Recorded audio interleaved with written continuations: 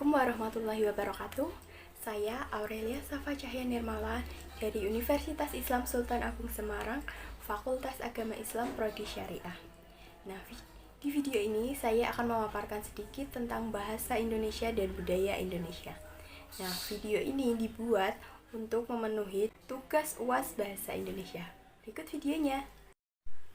Banyak orang tidak mengetahui apa hubungannya bahasa dengan budaya.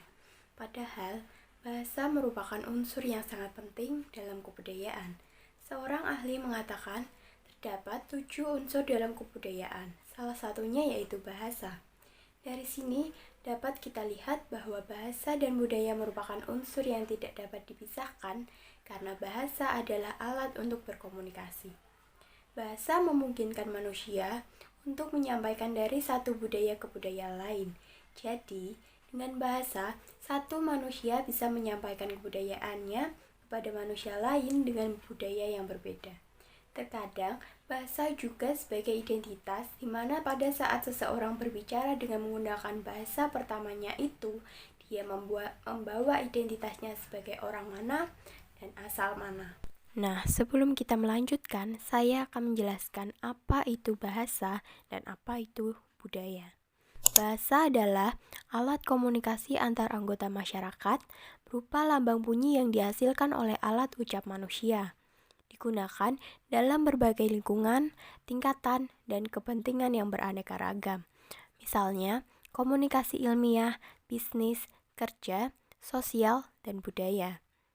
Sedangkan budaya atau kebudayaan berasal dari bahasa Sanskerta, yaitu budaya yang merupakan bentuk jamak dari budi, diartikan sebagai hal-hal yang berkaitan dengan budi dan akal manusia.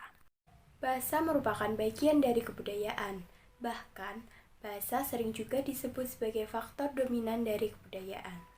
Sebagai sarana kebudayaan, dilihat dari pemerkayaan kebudayaan Indonesia melalui daerah dilakukan dengan menggunakan bahasa Indonesia. Seperti dimaklumi, penerima kebudayaan hanya bisa terwujud apabila budaya dimengerti, dipahami, dan dijunjung masyarakat pemakai bahasa itu. Bahkan, sering dinyatakan bahwa kebudayaan dapat terjadi apabila ada bahasa, karena kebahasaan yang memungkinkan terbentuknya kebudayaan. Di sisi lain, pola hidup, tingkah laku, adat istiadat, dan cara berpakaian serta unsur budaya lain juga bisa disampaikan melalui bahasa. Bahkan, kebudayaan nenek moyang dapat diterima oleh kita dan kita wariskan kepada anak cucu kita melalui bahasa. Kebudayaan nenek moyang yang terkandung dalam naskah-naskah lama yang mungkin ditulis beratus-ratus tahun lalu bisa kita nikmati sekarang ini hanya karena ditulis dengan bahasa. Pengetahuan sebagai unsur budaya dapat kita sampaikan pada murid dan anak cucu kita nanti hanya karena diutarakan dengan bahasa. Bahasa Indonesia yang berperan sebagai bahasa persatuan dan bahasa resmi di wilayah Republik Indonesia sudah mulai diminati oleh penutur asing untuk dipelajari. Perkembangan pengajaran bahasa Indonesia yang telah memasuki ranah internasional tersebut, hendaknya kita sikapi dengan hal positif.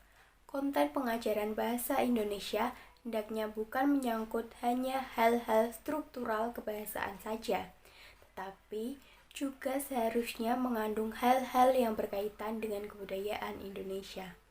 Hal ini disebabkan karena bahasa tidak pernah lepas dari konteks budaya dan keberadaannya selalu dibayangi oleh budaya. Pada hubungan antara bahasa dan kebudayaan, kunci bagi pengertian yang mendalam atas kebudayaan adalah melalui bahasanya.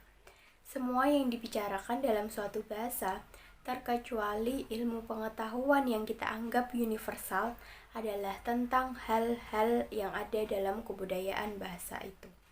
Oleh karena itu, maka perlu mempelajari bahasa jika kita ingin mendalami suatu kebudayaan ialah melalui bahasanya. Bahasa itu adalah produk budaya dan sekaligus wadah penyampaian kebudayaan dari masyarakat yang bersangkutan.